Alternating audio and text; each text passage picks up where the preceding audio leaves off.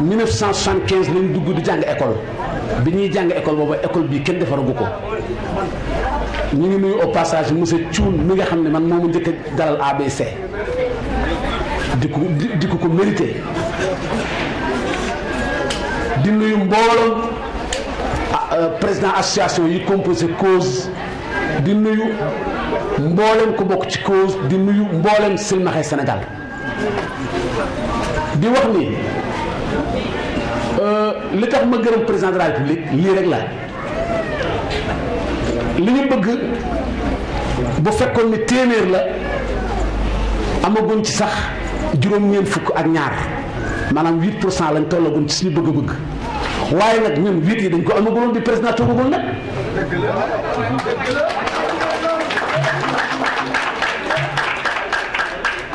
parce que président bi li mu njëkk a def ci njabootam mooy ubbeeku bureau boo dem di silmaxa ñu ubbil la wax ak yow wuyu la ñun nag boo bu njëkk bureau ba ma sant dem nuyu ah ça va na nga def ça va waaw d'accord merci au revoir loolu nag ci président chef de l'État son excellence Macky Sall la fajoo kon ñu ngi ci gërëm nit ki nag bu fekkee ne boo amee lu la naqari wax ko mais boo amee lu bëgg xanaa di nga ko wax di gërëm bu baax gouvernement mi ngi la koy seedeel madame la directrice sociale kat ñun mi ngi soog a nekk social waaye bu njëkk moom daanaka ay kilo woon rek ci ñun boo demee léegi ñun dañuy woo réunion directeur Fatou jiitu ko suñu amee lu ñu metti directrice sociale ubbiwul ay portam da ko ubbi ne ko lu waay bëgg a wax ñëwal loo wax lu ci ëpp kenn lu mën a faju 100% nag yàlla doo nga ko am mais loo ko wax lu xis jot ci këyit ba mu jot ci rek boo toogee tëdd rek ñun la loolu faju na kon ñu ngi wax président de la République ni ko ki ñu jox juumul foofu la monsieur le gouverneur yow ñii tey nga xam ne yaa fi chef de l'État loolu seede ko gërëm nañu waa action sociale 100% gërëm nañ ko ñoo ko jëf di gërëm aussi monsieur le directeur bii nga xam ni ndax silmaxa dafa naqaree yor ndax boo xasee am handicap da ngay am metti ko xol doo mën a supporter waaye moom supporter na lépp ñu ngi koy gërëm di ko sant di wax nag ni yooyu yëpp bi ñu jàllee nag monsieur le directeur monsieur le gouverneur xam nga lu ñu bëgg ñun carte blanche la ñuy célébrer waaye dañ ci waxaale suñuy soxla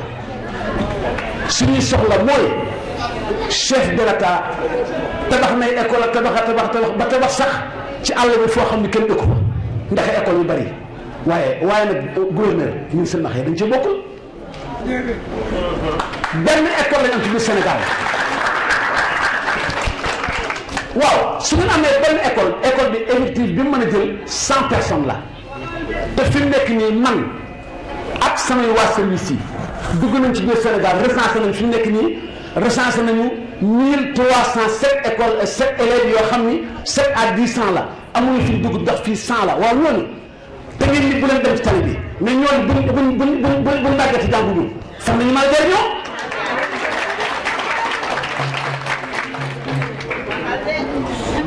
mani bu fekkee yow da ngay ndey di boot ñu gën a lompañ nga war a gën a boot président nag ñu ngi koy gërëm di ko sant ci côté yu bëri considération yi bëri na fonk bëri na waaye na faale silmaxa yi tabax leen ay école parce que ñun soxlawuñu ay xaalis ñun suñu futur silmaxa yi ñëw lañ bëgg ñu am ay école di jàng comme yéen te attention gouverneur maa ngi lay xamal ne gis nga fi nga toog nii ñun ëllëg dañoo bëgg ñun ñu toog fii ne duñ jàng duñ fa toogee wax ji bu bari maa ngi sant di gërëm ñëpp jërëjëf. Je me succéderai à vous pour l'allocution en français. Monsieur le directeur de l'INEFJA, en choisissant l'INEFJA pour abriter la célébration de la Journée mondiale de la canne blanche, nous avons considéré que le thème choisi pour cette année, l'insertion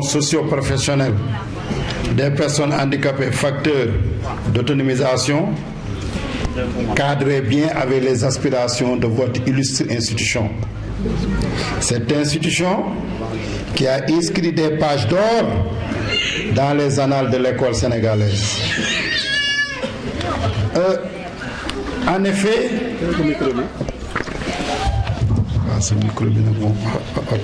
voilà. L'année dernière, lors de l'édition de l'année dernière, le thème que nous avions choisi était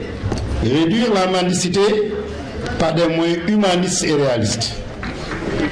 Le sujet d'aujourd'hui est une réponse concrète à ce problème que nous avions posé en son temps. Parce que si la personne handicapée accède à l'emploi, bien sûr, par le biais de l'éducation et de la formation, il sera plus facile de lui offrir un emploi et cet emploi lui permettra de vivre pleinement son autonomie en vivant à la sueur de son front. Nous pouvons avoir un bon espoir, comme le président vous l'a dit, parce que depuis son avènement à la tête du pays, son Excellence le président Macky Sall a mis en place une politique sociale qui nous prend en compte. Je citerai pour cela la carte d'égalité de chance, l'enrôlement à la bourse de sécurité familiale et l'enrôlement aux mutuelles de santé. Ici ajoute aussi, chaque année dans le cadre du recrutement à la fonction publique, des jeunes aveugles diplômés accèdent à l'emploi. Mais aussi, je n'oublierai pas l'érection de ce qui fut naguère la direction de l'action sociale en direction générale de l'action sociale pour mieux prendre en compte les préoccupations des couches les plus démunies, dont notamment les personnes handicapées. Nous, personnes handicapées, notre revendication récurrente a toujours été: mais pourquoi nous constituons un nombre important dans ce pays et nous sommes gérés dans le cadre d'une seule division? Parce qu'en naguère, il y avait la division pour la promotion des personnes handicapées. Mais maintenant, c'est une direction générale. Et je dis mieux, au-delà de cette direction générale, nous les personnes handicapées, nous sommes gâtés au niveau de cette institution. Parce que nous nous retrouvons à la direction des groupes vulnérables,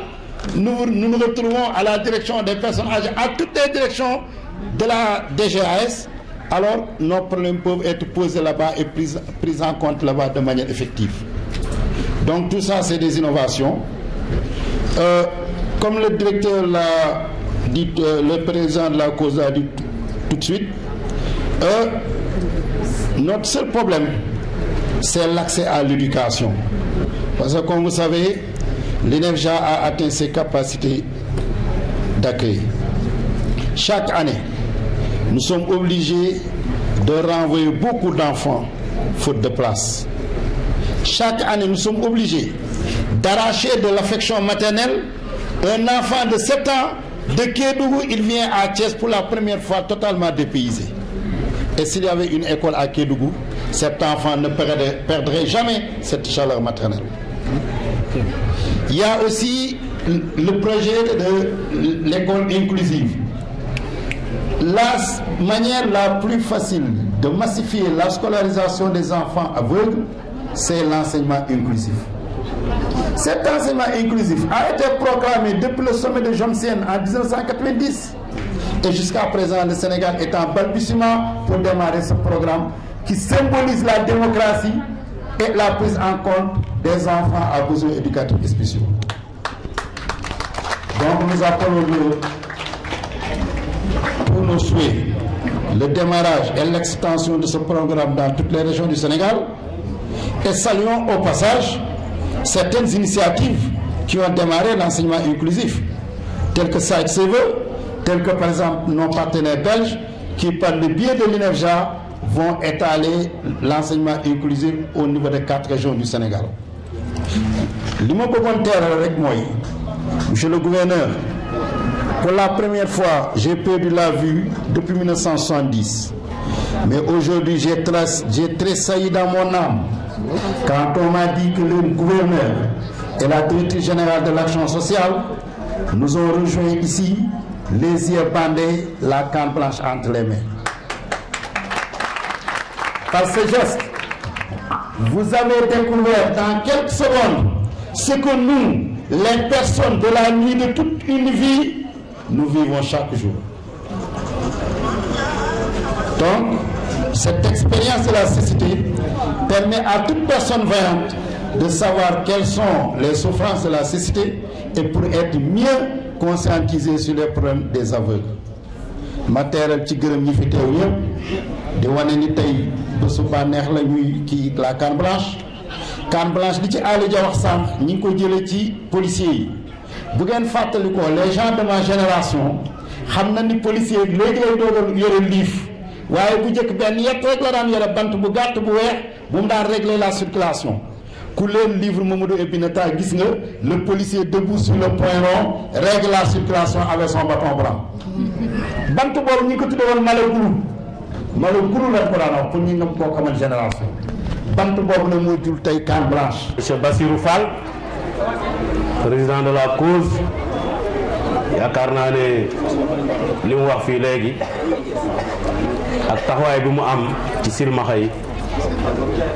ñu ngi koy rafetlu di ko ñaanal yàlla gën ko dëgëral parce que aussi gouverneur Bassirou Fall mii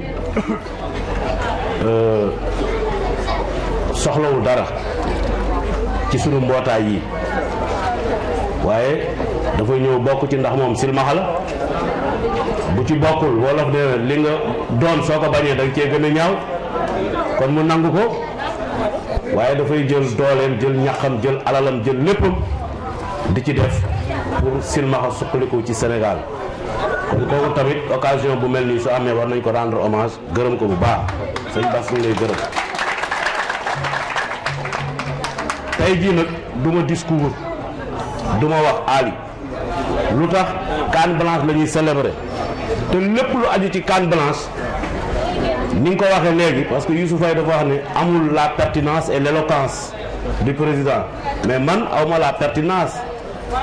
ni ton éloquence pour expliquer lan mooy canne blanche ak lan mooy njariñam ndax loolu mooy bisu tey bi te wax nga lépp directeur INEFJA aussi complété na président Youssouf Faye tëj wax ji